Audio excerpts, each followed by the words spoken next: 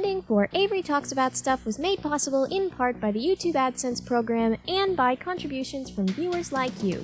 Thank you. Oh, God. Protect me from the Swifties.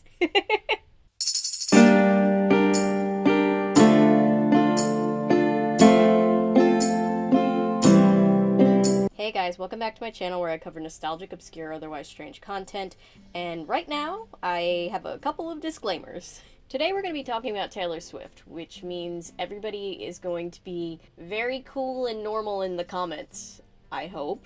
We have a lot of Swifties in our audience, and I just want to say, if you're a Swiftie, whether you've been watching me for a while or not, just know that I'm not looking for trouble.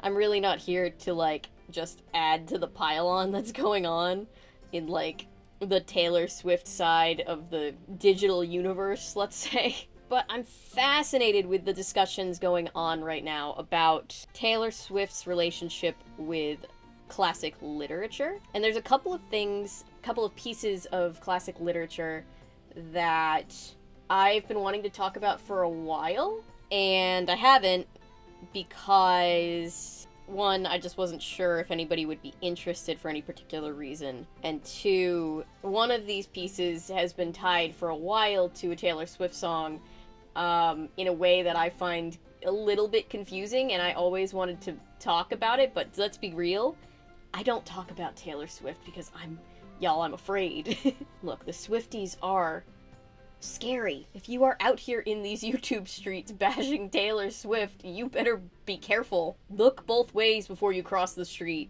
and then run back in the house anyway, because they're gonna get you one way or another. But if you know me, you know that just because I might critique something does not mean that I am in any way hoping that people who like that thing stop liking it. This is a place on the internet where I want people to feel comfortable just kind of nerding out about things that they love. And I've been made fun of for things that I love a lot, so I know it's hard out here for Swifties sometimes. Yes, she is as mainstream as you can possibly get, but there's always people who just want to make fun of things because they're popular, and want to try to, ruin it for people. I know that. I'm a Sleep Token fan. I have seen so many metalheads pretend to hate a band that a year ago they said they loved, but now they're super famous and a lot of women like them, and that makes certain men uncomfortable. And that's a different topic for a different day. If you guys are interested in me doing, a proper video essay about, the way that Prestige will always try to ignore things that are, girly, and feminine, please feel free to tell me in the comments. So I'm not trying to do that. I'm not trying to Anthony Fontano all over this for you, Swifties. Ruin your fun. I'm not even trying to come after Anthony Fontano, I'm just kind of giving him a light too. God, I don't have any notes for this video, and that might have been my first mistake. No, but I just wanted to make a hot chocolate, bring some crochet out. I'm making a patchwork cardigan. I'll leave the video to the tutorial in the description box for anybody who's interested in also making one, because it's fall and it's such a cozy season and all that stuff. But if you know me, you know that I'm a nerd. I'm an avid reader, I'm a writer, and I'm also fascinated when things get socio-political, which has been happening with Taylor Swift for the past couple of days, and that's really come out of left field. I did not think I'd live to see the day. I don't need to tell you who Taylor Swift is. Everyone knows who she is. I'm pretty sure even the people in Jared Leto's, weird desert cults out in the middle of nowhere know who Taylor Swift is. I'm positive. She's probably the biggest pop star of my generation. And she spent nearly 20 years just chart-topping over and over and over again. This woman doesn't really have bad days when it comes to album sales. I don't consider myself a Swiftie. I wanted to, especially a couple years ago when the Eras tour was starting and everybody was obsessed, and I really wanted to fully commit to the bit. Because Taylor Swift can seem really likable in some settings. You want to like her. It's coming out August 23rd. And an easy way to remember that date is that August is the 8th month of the year. And then 23, 2 plus 3, so you just add it all together. 8 plus 2 plus 3 equals I'm obnoxious. But then you kind of remember that she is still a billionaire and overusing private jets. I say that specifically because a lot of people will come to her defense and act like, you know, we're saying it's bad to, like, have any money or fly on planes, which definitely isn't my personal stance. I just think it gets to a level where it becomes unethical, and I think she's gotten to that place. I think she's worth like $2 billion at this point, and I'm staunchly in the camp that billionaires shouldn't exist, so there's always going to be that. And while, of course, the biggest pop star in the world probably can't just, like, fly JetBlue, it's also worth mentioning that, like, she uses her jet for, like, crazy short trips. Like, trips that could have been a half hour in a car. You know what I mean? Like, it can get to a ridiculous point. So for things like that, I've never really been able to, like, fully get on board with the whole Taylor Swift thing, but off topic, just putting that out there. This is just kind of like a ramble video. It's been a while since I've just, like, off the cuff sat down and talked. But Taylor just released a new album, her 12th studio album, which is insane to me. She's 35 years old. 12 albums? That's so many albums. And this one was called Life of a Showgirl. If you have a white woman in your life, you've probably already heard by now. And basically, to make a long story short, the album is selling a lot because it's Taylor Swift, and there's a lot of people who will just buy anything she makes, period. She has a very loyal fan base. But it's also drawing more criticism than I have ever seen, like ever, from a Taylor Swift album. And for more serious reasons than I've ever seen people criticize Taylor Swift for really anything. And if you're wondering how this falls into my wheelhouse of nostalgic, obscure, or otherwise strange, hang on. I'm getting there. Don't yell at me. So Taylor Swift releases this album. It's called The Life of a Showgirl. It's got these, like, very kind of vintagey, feathery, Las Vegas-y aesthetics all over the covers. And yes, I said covers because another controversy point with Taylor Swift is that she releases so many variants of her albums, and, like, again, it's okay to have variants of your album, but, like, we're talking, like, she's up to almost 30 variants in the first week of this album existing to the public. And, like, I will say this, while I'm not, like, a huge Swiftie or anything, I do like a lot of Taylor Swift music. I mean, she specifically specialized in writing the teen girl experience when I was a teen girl. So, like, of course there's songs that I'm nostalgic for. She's got a lot of, like, bops. I remember 1989 being a really good album. And oh my god, when Folklore and Evermore came out, I was like, guys, I get it. I get the hype, because they're great albums. They're really fantastic. I'm sure they're not, like, perfect by any means, but I really enjoy them. I've listened to them several times. They're on my playlists and stuff. And, like, I remember last year she released that double album called The Tortured Poets Department, and some people were kind of giving her shit for, like, cringy lyrics. That was the one where she had lyrics like, who uses typewriters anyway? Like, who uses typewriters anyway? But... And the one about, like, wanting to go back in time, but without all the racists. I'd say the 1830s, but without all the racists. And, like, just, like, odd stuff like that, where you're just like, maybe workshop that a little bit, girl. But that album still did do pretty well, and there are even some of the songs off that album that I enjoy too. But with this album, The Life of a Showgirl, it's rough. In my personal opinion, there is one song that I truly like off of this album. It's Elizabeth Taylor. And that song also coincidentally is, like, the only real song on the album that I think truly fits the aesthetic of what the album was promoted as. Like, this album is supposed to be about, like, a peek behind the curtain in Taylor's life being, like, one of the biggest stars. But, like, the album has all of this, like, glitzy packaging, and there's nothing really, like, glitzy or, like, vibey about the music. Avery, you don't review music. Why are we... I'm getting there. You know, you guys know that, like, vintage stuff is oftentimes, like, right up my alley. And so, like, invoking old Hollywood starlets to, like, talk about parallels in this current star's life is very interesting. This idea of, like, talking about the industry or like what it's like to be dealing with like relationships and very human things in the public eye. We didn't really get any of that though. Like, I personally think her songs from like past albums, like Clara Bow, or I Can Do It With a Broken Heart, or even Last Great American Dynasty, really good song about a really weird lady. Story for another time. But those types of things I think would have fit on this kind of album, because it's talking about the feelings and the experiences that come with this extraordinary type of life that Taylor Swift lives that most of us will never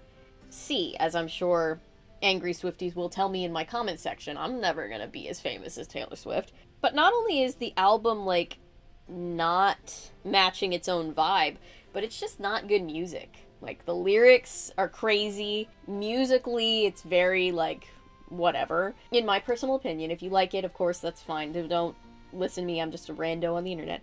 I'm so scared of Swifties. Oh my god. And like, part of the thing that people had an issue with this album is kind of what I'm describing right now. Like, a lot of people felt like Taylor Swift was using several songs on the album to just kind of punch down at other people, specifically other women. And like, I don't really care about celebrity beef, but it is worth noting that like, there's no other celebrity that I'm like truly terrified to talk about anything that could even come across as negative in the same way that I am when it comes to Taylor Swift, because like, her fans are just like, they can get really angry.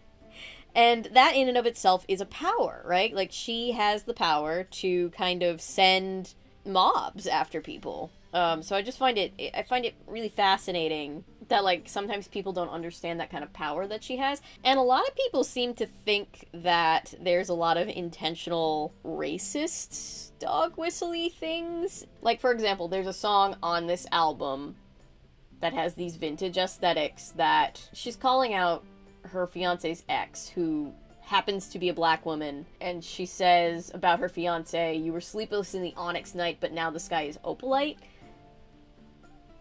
If you know anything about stones, I don't know if she meant it like that, but that's a bad look. Like, I saw a couple people saying that even just employing the vibe of like old school motif is a red flag, and I disagree, but I can say from the perspective of somebody who artistically and clearly on a much smaller, microscopic compared to Taylor Swift level, you know, makes art in that vintage vibe. Like, I love that old school vibe. That's obviously fine. Like, there's nothing inherently wrong, in my opinion, with loving old-fashioned things if those old-fashioned things aren't inherently hurting people. But the more you lean into that aesthetic, the more I think, especially in this political climate, we have a responsibility to do is to not fall into the trap of upholding nostalgia for the time period that all of that comes from, if that makes sense. Like, years ago, I got into sewing through the vintage fashion kind of subgenre of YouTube, and a common phrase that they have in that, like, community is vintage vibes but never vintage values, and I think that's very, very important. You've just got to subvert the vintage way of life the more that you do that, especially in a public art type of arena, if that makes any sense. And I will say that Taylor doesn't seem to be doing that necessarily. Like, my belief is that I love a vintage aesthetic, but I love subverting it in a way that is very modern in its principles and messaging, and kind of tries to repurpose that aesthetic, which I think is really beautiful and colorful and classic, with, you know, an era where people get to have rights. Oh, I added too many rows to this. So that was like the first thing that made me interested in talking about this, just from the perspective of who I am and what I do. But the thing that made me really want to make a video about it was people bringing up the fact that Taylor Swift likes to reference literature, and she likes to call herself everybody's English teacher, which she's kind of been getting a lot of shit for online, because while she kind of brands herself as this person that's very intellectual, very well-read, and perhaps she is that, her music really misrepresents the literature that she references quite often. And this is something that's been kind of bothering me for a while now. It's just, the references have gotten really egregious on this new album, so people are kind of like pulling up some of her old songs. And this is by no means an exhaustive list, because I've seen people point out problems that they have with several of her literary references. I'm just going to stick to the ones that I find particularly interesting, to say the least. I'll start with one that I don't think is that bad before we go into the kind of bigger pieces that I want to cover. A lot of people have been kind of flashing back to that song, Love Story. We all know it. Romeo, save me, I've been feeling so alone. That one. People have been referencing that song and talking about how it makes no sense. Because, like, obviously, the song is called Love Story. Romeo and Juliet is not a love story. It is a horror story where the big bad monsters are blind hatred and hormonal teenagers. It tells the story of Taylor and her unnamed love interest, who are barred from being together by her strict father, and then, you know, she's about to give up on the relationship, and then he comes around and proposes to her. It's this fictional setting where, like, the Romeo and the Juliet characters get a happily ever after. And I don't really have a problem with subverting the Romeo and Juliet motif. I don't think that, like, Taylor Swift thinks that Romeo and Juliet has a happy ending. I think she's, in that case, subverting a story that we all know, and kind of using those Romeo and Juliet characters to kind of communicate this, you know, forbidden aspect of a relationship and how, like, life or death the stakes feel. She wrote it when she was in high school, so, you know, every relationship, everything that happens to you when you're, like, 17 feels like life or death. And I don't really have a problem with it being subverted in that way. I'll stand 10 toes down on the fact that Romeo and Juliet is the best iteration of Romeo and Juliet that has ever existed, and that gave Romeo and Juliet a happy ending. Sorry, Nomeo and Juliet. Gave Nomeo and Juliet a happy ending. The lyrics are, you were Romeo, you were throwing pebbles, and my daddy said stay away from Juliet, and I was crying on the staircase begging you please don't go. And I said, Romeo, take... Sorry, you can't help but sing it, because we all know it. It's catchy. Maybe it's my nostalgia talking, but I don't have any problems with this song. I do agree that the line, you were Romeo, I was a scarlet letter, makes no sense. Scarlet letter to who? For what? Like, we just don't get a lot of explanation. It's just kind of another literary thing thrown in there. I think the lyrics, you know, you will be the prince and I'll be the princess, unnecessarily inaccurate. But she was 17, and so for that, along with other reasons, I do not think it's as egregious as the references, the allusions to Shakespeare that we get in this new album. The first song and lead single off of this new album from Taylor Swift is called The Fate of Ophelia, and the literary girlies do not like this for the same reason that I don't like this. I do not claim to be your English teacher, but, you know, may I continue lobbying for the place of cozy neurodivergent rambler in your life. Now, when this song came out, I was just as confused as everybody else. If you don't know, if you're not a Shakespeare girly, regardless of your gender, you can be a Shakespeare girly if you want to be. Ophelia is this character in Hamlet who is at one point supposed to marry Hamlet, and then Hamlet starts going fucking insane, and he kind of ruins her life a little bit. Well, a lot. He completely and utterly destroys this poor woman's life. And The Fate of Ophelia is this song that Taylor apparently wrote about Ophelia, where she imagines herself as Ophelia and her fiancé, the guy that came in and saved her from her tragic fate. Let's just get into it, because I really want to talk about the 1948 Hamlet movie starring Laurence Olivier. Both films I'm going to talk about today happen to be starring Laurence Olivier. I didn't do that on purpose. Laurence Olivier, obviously very prestigious actor. Quite literally, the Laurence Olivier Award exists. And, like, he was in a lot of pieces of art that I and other people love. But in the interest of demonstrating what I laid out before over, vintage vibes but never vintage values, I do want to always point out when Laurence Olivier comes up that he did blackface that one time. Anyway, not relevant to what we're talking about today. Just, side note, that's fucked up, right? This is the tragedy of a man who could not make up his mind. So in this version of Hamlet, this film adaptation from 1948 where Laurence Olivier plays Hamlet, it's not my favorite version of Hamlet or anything. Laurence Olivier is not my favorite Hamlet, but I've always been interested in the cinematic choices that they made in this movie. Speak. I'll go no further.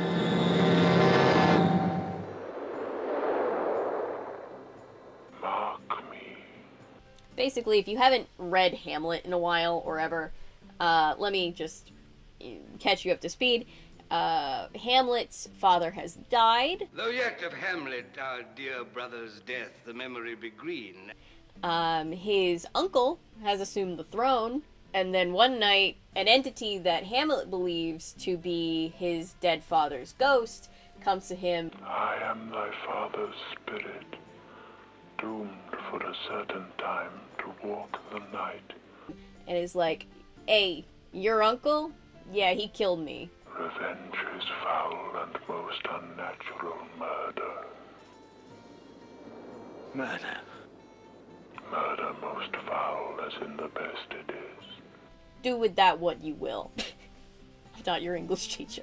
So Hamlet is slowly losing his mind. It's actually long since been a point of debate whether or not Hamlet's father's ghost even exists or if it's all a figment of his imagination, but he finds out that his uncle killed his dad, and if this is sounding like The Lion King, it's because, the age-old adage is true. Lion King is just Hamlet with really big cats. In all of this mess and in all of Hamlet's torment about wanting to end his own life, wanting to avenge his father, he is in an old-timey situationship, let's put it that way, with Ophelia. What is between you? Give me up the truth. He has, my lord, of late made many tenders of his affection to me.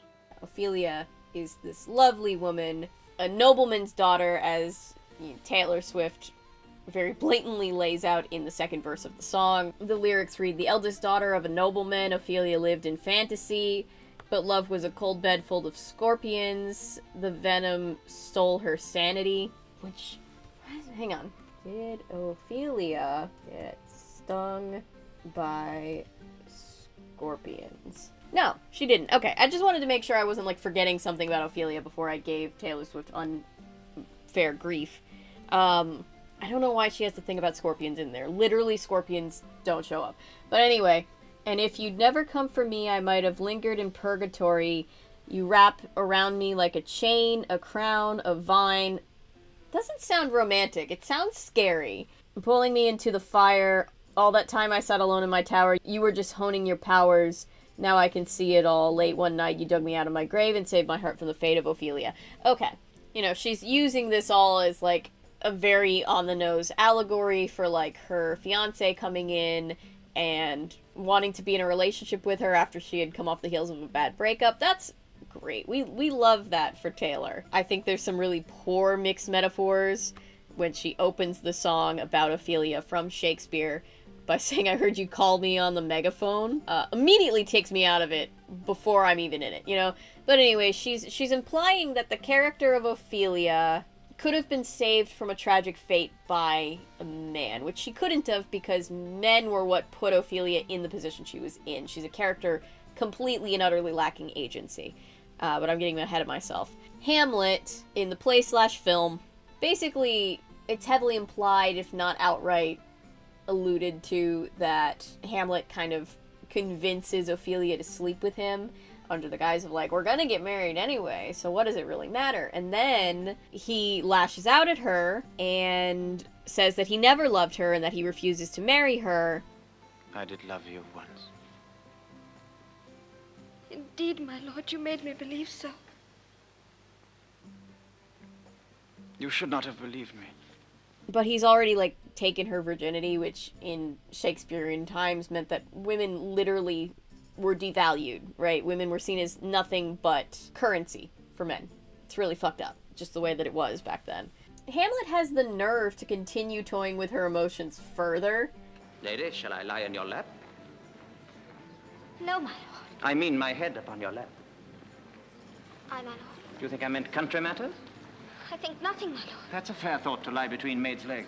Oh my god, Hamlet, stop. We're in public. Just to rub salt in this wound after he completely breaks her heart and fucks up her prospects of, like, a stable future. Why, what should a man do but be merry? For look you how merrily my mother looks, and my father died within 2 hours. Nay, 'tis twice 2 months, my lord. So long. God, you just know that if this was happening in the modern day, Hamlet would be like that dude, that like poser goth fuckboy that doesn't want to actually be introspective, that completely messes with your emotions and then like texts you later and it's just like, I miss us. My emotions just got the better of me. I guess I never really processed what happened with my parents' divorce, or something like that, you know? But he won't marry Ophelia, so now Ophelia's only shot at stability and happiness in this fucked up patriarchal system that she's living in is possibly for her dad, who's a nobleman, to kind of broker her a better deal and kind of sweep this scandal under the rug before everybody finds out. But uh-oh. Hamlet's a big dumb emo boy, and he kills her dad because he thought he was someone else, and he's like, oopsie, what's done is done, I guess. Thou wretched, rash, intruding fool. Farewell. And meanwhile, he's griping at his own mother this entire time because his mother married his uncle in the wake of his dad dying, and he sees this as, like, selling out his dad. But again, he's a big dumb stupid head who doesn't understand that, like, his mother, Gertrude, is really just doing the best she can with very limited opportunities. I'm not the first one by any means to point this out in this discussion, but if Taylor Swift was going to, like, relate to one of these characters, she really is closer to Gertrude than Ophelia. Gertrude is a character who is a woman in a man's world, and she understands that she has to be kind of savvy in the way that she makes moves so that she can maintain her power. And honestly, I think Gertrude is a really interesting character and is incredibly sympathetic because, like, her husband just died. Her brother-in-law is going to just take over the country. The only way to secure the fact that her son is still king one day is to marry in when the uncle says, hey, let's get married. And Hamlet doesn't understand that because he's a medieval himbo. Sorry, I've got thoughts about Hamlet as a character. This is the main reason. One of the 2 main reasons I wanted to talk about this at all. Aha, this was just my big ploy to nerd out about Hamlet. But anyway, back with Ophelia, Hamlet has completely ruined her prospects, dumped her, and then killed her dad. So she truly has no protectors in the world. And this is the thing that finally puts her under such mental anguish that she's portrayed as going mad. Which bewept to the grave did go, with true love showers. You know, I think in the modern day, this would be more accurately portrayed as, like, a mental breakdown. There's fennel for you and columbines. There's rue for you. And here's some for me. We may call it Herbo Grace or Sundays. Like, we obviously know so much more about mental health than we did in Shakespeare's... Well, not we, I wasn't there, but, you know, Shakespeare's time. They didn't really know about any of this stuff. But anyway, Ophelia, she dies. She drowns. Poor Ophelia doesn't even get to die on stage. She gets to have her death portrayed... It's a weird way to say that. In this version of the film, at least. And this version is very artistically inspired by the painting, the famous painting. I hate that I have to wade through a bunch of, like, Taylor Swift stuff before I can just get to the painting that's been around for, like, 150 plus years. But The Ophelia painting is a famous painting from 1852, painted by John Everett Milliers. I hope I'm saying that right. I feel like Trump when he couldn't say acetaminophen. He's like, well, how are we gonna say this? Let's see how we're gonna say this now. But this painting inspired a lot of other things throughout history. It inspired the way that Ophelia's death scene is portrayed in this film. It also, tell me if I'm crazy, definitely inspired the cover art of Taylor Swift's album in question. Like, she's given interviews about this, bathtub photo shoot being inspired by her, looking forward to taking a bath every night of the Eras tour and just getting to unwind. My show days are the same every single day. I just happen to be in a different city. Yeah. And my day ends with me in a bathtub. I wanted to sort of glamorize all the different aspects of how that tour felt. And that's how that felt. I'm not saying that isn't true. I don't know what Taylor Swift does in her downtime. But, with The Fate of Ophelia being the lead single off the album, but also just the first song, the first track on the whole album, it opens the album. Doesn't this look just like a reimagined version of that painting? To me, it's obviously meant to be an allusion to that, and I don't necessarily think that, if the song was better, I think that would have been a really cool choice to kind of, meld this modern day post-performance ritual with this famous painting. I just don't think the song kind of warrants it, especially the way that she's relating to Ophelia. And it's really interesting because she gave interviews and she did not mention this painting and the album cover being related in any way, but it feels like they intentionally made that move and then weren't confident about it. We obviously are we're referencing the John Everett Millay painting of Ophelia in both my album cover and in this music video, So it makes me wonder if somebody in the marketing team kind of knew maybe the optics weren't that good, but then they still did it, but I don't know, I don't know, it feels like she's trying to do something artistically, but she doesn't want to commit to the bit, if you will, and I feel like that oftentimes can be the folly of artists that want to be very brand safe, because I personally believe that artists are meant to challenge the status quo, obviously for the betterment of society and not the destruction of society or anything, but artists' job is to kind of hold a mirror up to the world, and that can oftentimes feel very uncomfortable. And for example, in the pop sphere, I think somebody who does that pretty well is Sabrina Carpenter. I know it's kind of a hot take, but I thought when everybody was getting mad about the Man's Best Friend album cover, I thought that was kind of silly because it read to me, especially with the name of the album, it just seemed like a very clear commentary on misogyny, patriarchal systems, and I don't know, it was very odd to me how everybody just jumped on the train of just brutalizing this poor woman all over the internet. I don't know. I know some people were uncomfortable with it. I think it was meant to make people uncomfortable. I think that was the point. I think she had something artistically to say. I just find it interesting that it feels like Taylor Swift wanted to have similar points, but just messed it all up. I don't know. Because Ophelia is this character that never, at any point in the play, has agency over her own life. She is a victim of the system that she is in, and her life gets completely destroyed and dismantled by the men in her life who fail her, basically. I say men it's not mostly Hamlet, that fucker. But anyway, people are pointing out Taylor Swift is a billionaire. Sure, I'm sure she experienced misogyny in the past, but she's not Ophelia. She hasn't been Ophelia for a really, really long time. It's kind of like her song The Man, how a lot of women related to it because it really encapsulated that feeling of trying to achieve things in a male-dominated space that doesn't take you seriously, but it does kind of feel hollow when it's Taylor Swift singing it, because Taylor Swift is at the top of everything, of the charts, of the zeitgeist, of everything. She can't get any higher unless she goes on one of Jeff Bezos's dick rockets like Katy Perry. And so I think for a lot of people, including me, this song just kind of feels like you're kind of playing on the everyday woman's emotions to sell a product.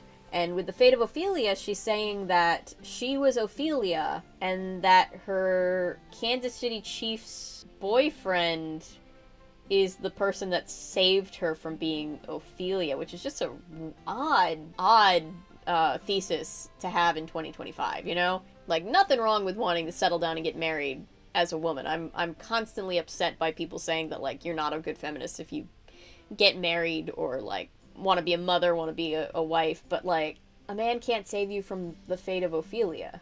And then, back to the movie / play, I'm watching the movie, you know. The line pulled me out of my grave and saved my heart from the fate of Ophelia. Hamlet crashes Ophelia's funeral and makes it all about himself. Hold off the earth a while till I've caught her once more in my arms. Huh? Now, pile your dust upon the quick and dead, till of this flat a mountain you have made. What is he whose grief bears such an emphasis? This is I, Hamlet the Dane! Devil take thy soul! Thou prayest not well, I treat it! How could a football player possibly help in this situation, Taylor? Good lord. And, yeah, at this point, you know, for our purposes, that's basically the end of the story. You know how Hamlet ends, right? Spoiler alert, it's not good. He dies, Gertrude dies, his uncle dies, Ophelia's brother dies, everybody dies. But not before poor Ophelia. Oh, that was another, like, literary reference in a Taylor Swift song that always confused me, and I never heard anybody really talking about it that much. It's in her song Cassandra. The lyrics are, they killed Cassandra first because she feared the worst.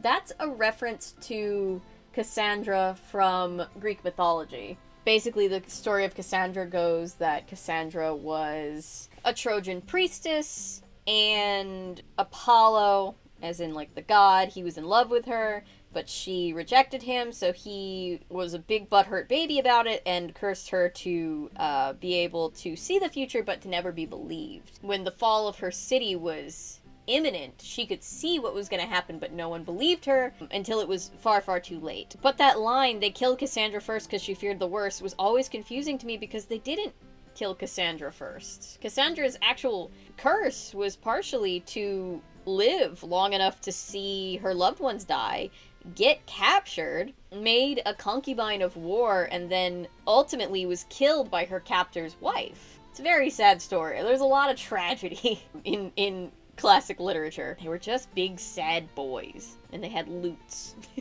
And like that Taylor Swift song Cassandra, she's making a comparison between what happened to Cassandra and what happened to her with the big Kanye West Kim Kardashian beef in 2016, which... Now what if later in the song I was also to have said, I made her famous?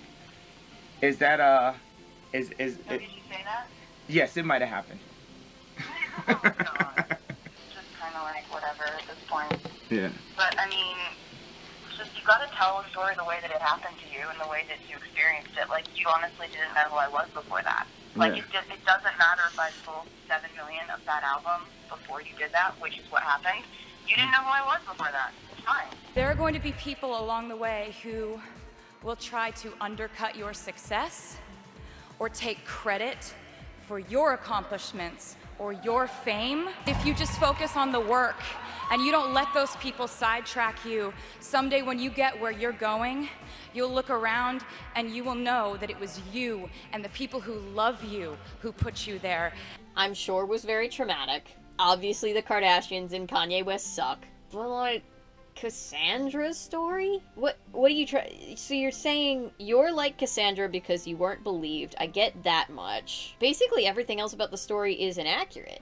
You weren't forced into slavery, you were just a punching bag on Twitter, which sucks, but it's not the same. And also, are you saying that you prophesized like Kanye West being like a Nazi? Because I don't think you did. We all knew Kanye West sucked. I don't think you knew any better than the rest of us. I don't know, it just, that song always confused me. Just my opinion. One last song I want to talk about before I end this strange little video. A Taylor Swift song that I truly, truly love. Again, not just here to like bash her. It's the song Tolerate It from, I believe it's on Evermore. Tolerate It is a beautiful song. In my opinion, it's got some really great lyricism. It just perfectly captures like what it feels like to love somebody, you know, whether that be romantically or familially, or is that a word? I think that's a word.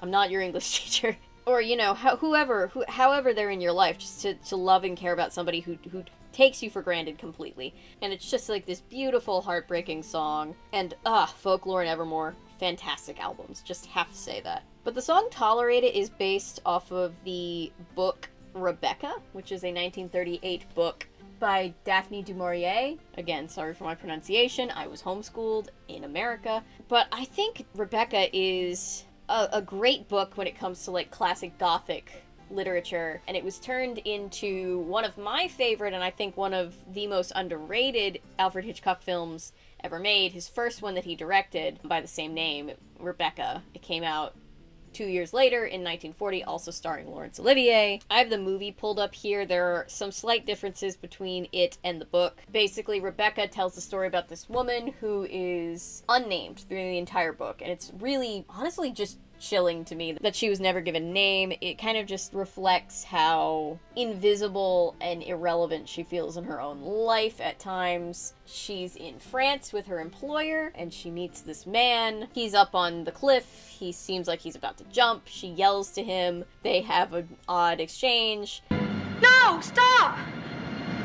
What the devil are you shouting about?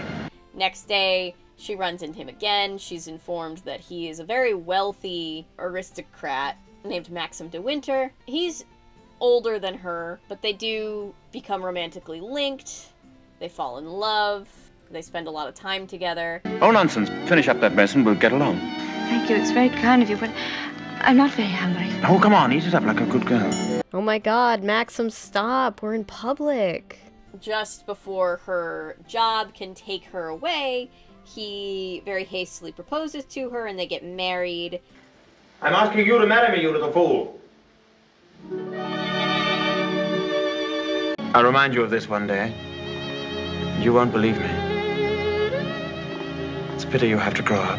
As the tale always goes in Gothic novels, this sweet, innocent young woman, moves with her older husband to this secluded, creepy moor in England. It always goes like that. But when she gets there, everyone is so preoccupied with comparing her to his first wife, and the memory of his first wife, whose name was Rebecca, just kind of hangs over everything and everyone. And she starts to go a little bit more and more. God, I thought I saw something out of the corner of my eye. I thought it was a Swiftie coming to take me out. She gets more and more, freaked out. She's being psychologically tormented, especially by the terrifying and just awful housekeeper. God, that woman is such a bitch. Sometimes I wonder if she doesn't come back here to Manderley. Watch you and Mr. De Winter together. You look tired. And her husband starts pulling away from her and becoming more and more distant. She tries to, do all these things to make him happy. He doesn't seem to notice. And from here, if you stopped reading the book here, I can absolutely see where you get from there to the song Tolerate It by Taylor Swift. The song explicitly mentions, an older boyfriend, partner, what have you, that doesn't appreciate you. I know Taylor Swift has said in interviews that she can relate to. It's obviously a very valid feeling to feel. But, this is quite literally just the setup to this book. The whole rest of the story completely makes the comparison between it and the song that it inspired odd to me. Because from here, things get fucking crazy. More and more details start to slowly trickle out about Maxim's ex-wife. She apparently drowned very suddenly. He was the one to have to identify her body. He's very distraught. He doesn't want to talk about it at all. A housekeeper tricks her into dressing up as the dead wife at a costume party, which is fucked up. I watched you go down, just as I watched her a year ago. Even in the same dress, you couldn't compare. You knew it. You knew that she wore it, and yet you deliberately suggested I wear it. And then the housekeeper tries to talk her into killing herself. You've nothing to live for, really, have you? Look down there. It's easy, isn't it? And then a boat is dredged from the bottom of the ocean, and it's the ex-wife's boat with her dead body in it. So questions start to be raised about Maxim identifying the body and all that stuff, and he eventually confesses to the protagonist, whose name we do not know, in this scary little shack on the beach that he was, like, mad at her for going near just a few days before. He confesses to her that Rebecca didn't drown, he killed her. I knew where Rebecca's body was because I put it there.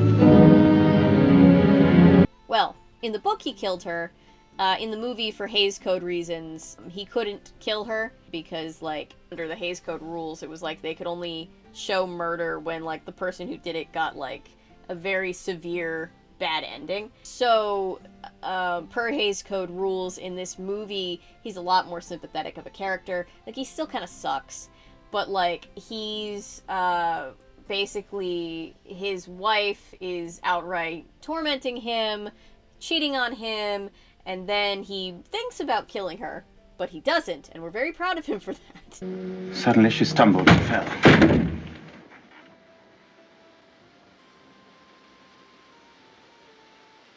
When I looked down, ages afterwards it seemed, she was lying on the floor. She'd struck her head. And then she just, like, falls and hits her head herself and dies. I remember wondering why she was still smiling. And I realized she was dead. In the book, he shoots her. But here, it's an accident, and he panics, and he thinks that he's going to be blamed for killing her. And so he puts her in a boat, he sinks it in the ocean.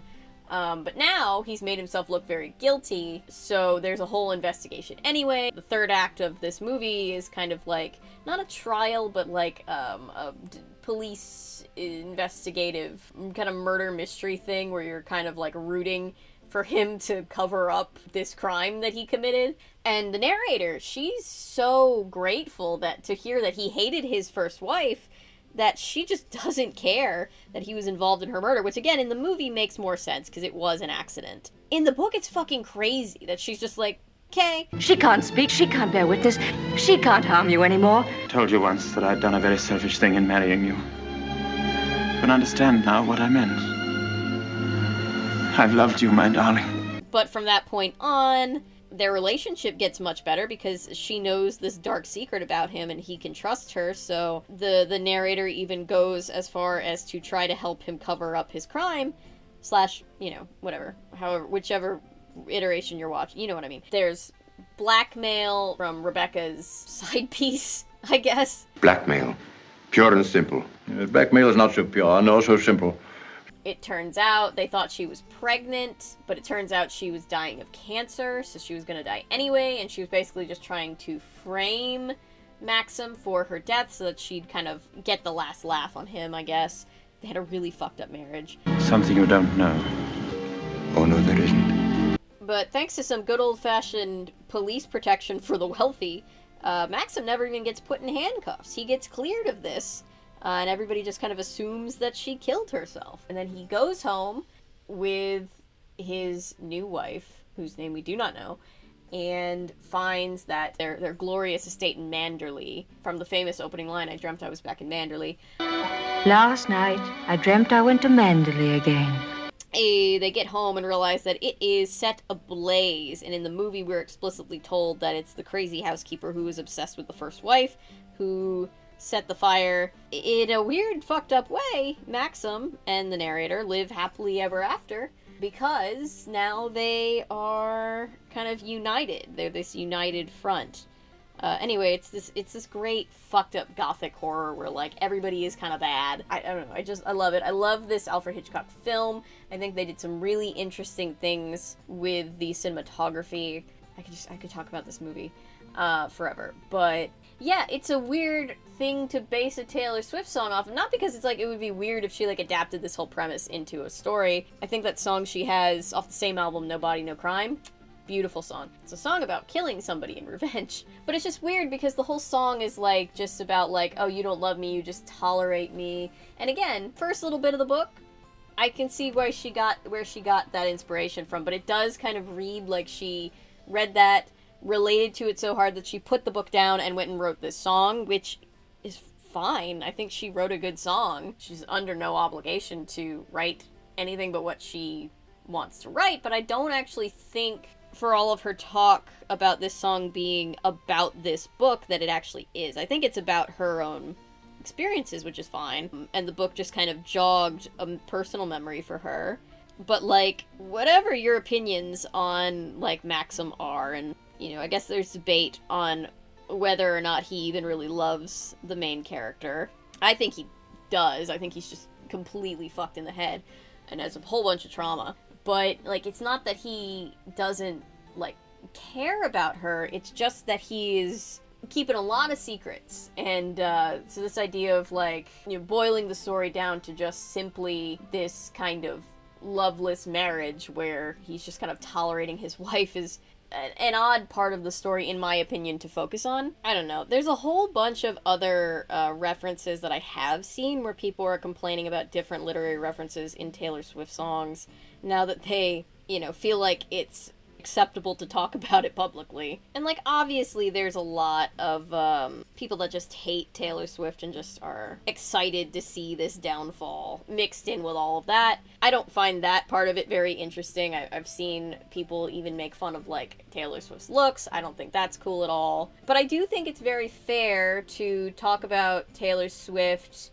and her responsibility as a very wealthy person who is, in my opinion, just objectively more wealthy than any person should be, but also just, you know, just somebody that has a lot of power, you know, like, there were just, like, a couple of times on this album where I personally just felt like she was being very, like, mean girl and, like, talking about demeaning people for, like, drug addiction and going after people who are already being harassed by her fans instead of telling her fans to calm the fuck down. And it just really left me with a bad taste in my mouth. I really do hope, though, and my prediction is that Taylor Swift will not stay down for long. Taylor Swift has already been through her reputation era and come back the other side. I really hope, for the sake of her fans, that she can kind of use this as a learning experience and course correct and make better music and just be a little bit more responsible with her platform, if that makes sense. Like, people are calling her a trad wife, and I don't necessarily know that that's what she was trying to put out, but I will say this: she's doubling down, and if I was in her shoes, I would be mortified, because, like, Fox News is claiming her as, like, the conservative queen, which is bad.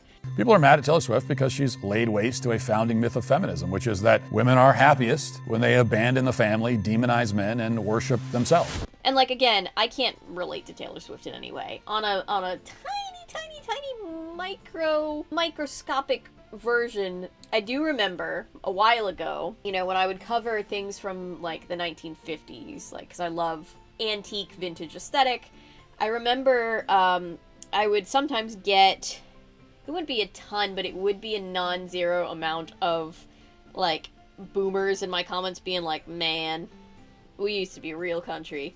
Take me back to the good old days. And in one of my videos, I believe this was, God, at least 3 years ago now. I believe it was the video for the Long Long Trailer. But I remember kind of going on a mini rant about how, you know, obviously none of that is tolerated here. Just because we employ this kind of old school aesthetic does not mean that we rep for any of those old school values. And I'm always trying to, like, subvert in, like, my writing, you know, when I direct a film and it's kind of noir or vintage aesthetic, I try to always subvert that vintage expectation, so we have, like, the glamour but not, like, harmful sociopolitical beliefs, you know? And, you know, I'm always looking for ways, like everybody is, to grow and learn and do better than I did the day before. So I'm not saying, like, this is exactly what you should do, this is so easy. But, like, I think it's a very valid criticism. Ask those questions about the kind of brand of Taylor Swift. And then just going back to the art, I think it's valid to be like, this isn't your best art. Like, I hope that the next time new music drops from Taylor, it's better, because she listened to her fans, you know? And I really hope for her fans' sake that she isn't going down. I've seen a lot of people saying this is, like, the J.K. Rowlification of Taylor Swift, you know, this want to look intellectual without any actual commitment to intellectual thinking or media literacy. I really hope for her fans' sake that that is just a meme and nothing more, because, oh boy, as someone who deeply, deeply has loved Harry Potter, the books, since a very young age, it is not a good feeling when art that helped you so deeply turns out to be made by somebody flawed to the point that it challenges your ability to love the art. And, like, obviously you can listen to Taylor Swift, you can, I believe, read Harry Potter, just, like, don't give people whose values you don't align with money. I'm not saying art has to be made only by people that you agree with 100% morally or whatever, but, you know, we do have a responsibility as consumers to not give bad people money. And yeah, this is just one of those weird things where I have been sucked into this, like, conversation on the internet, and I find it so fascinating when something that is being talked about right now is something that intersects deeply with something obscure that I'm a nerd for. So I really wanted to talk about these movies, these pieces of literature, and just, like, kind of give my thoughts on it. I don't know, I just had stuff to say. I don't know if anybody cares about what I have to say. And if you don't, that's okay. You know, I'm really not here to, like, make anybody feel bad about the art that they like. I've never believed in operating like that. So this is just my opinion. You are allowed to have a different opinion. Please be nice to each other in the comments. And if you did like this video and you want to see more, maybe subscribe. I'm really bad at reminding people to subscribe. Technically, I say it at the end of all my videos. Thank you for watching, liking, commenting, subscribing, sharing. But like most people who watch my videos, like there's a lot of people who watch my videos that are not subscribed. You know, like YouTubers always say, like, I looked on the back end and like 97% of you aren't subscribed, but like a lot of you guys aren't subscribed. So if you want to subscribe or you think you're subscribed and you're not, go ahead and hit the subscribe button, do all the things. But thank you for being here. If you've made it this long, I'm sorry I rambled. I probably should have like had an actual like written thing, but I just felt like talking. And yeah, I will see you guys in the next one. Unless, of course, Swifties like burn down my house or something like that. It is really interesting how I'm more scared to speak out against Taylor Swift than I am to speak out against, like, political figures. Like, what recession indicator is that?